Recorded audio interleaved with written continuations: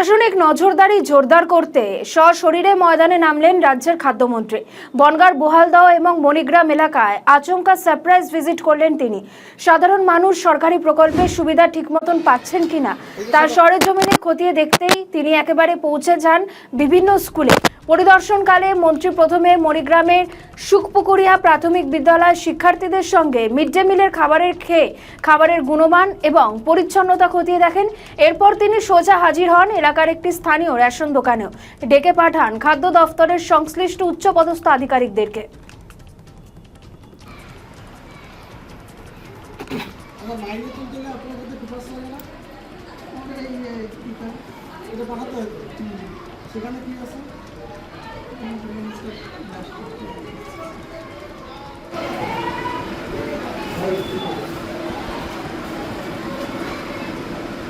প্রত্যেকটা লিখে দিয়েছি বরুণের বিদ্যালয়ে নিয়মিত না আসার জন্য সই করা হয়নি।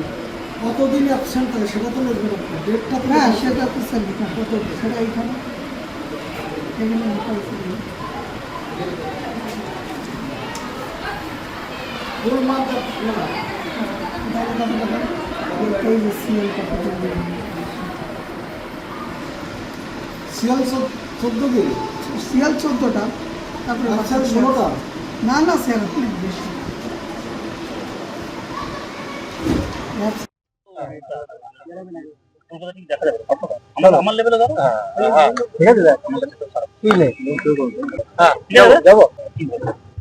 দেখুন, আমরা কথা দিয়েছিলাম বিগত দিনে আমাদের সরকার আসার পরে যে যশোরের দীর্ঘদিনের যে সমস্যা যে মরা গাছগুলো কাটা হবে, এবং এটা ইলেকশনে আমাদের বনগাঁ যে ইলেকশন ম্যানিফেস্টো আমরা তৈরি করবো সেখানেও লেখা ছিল।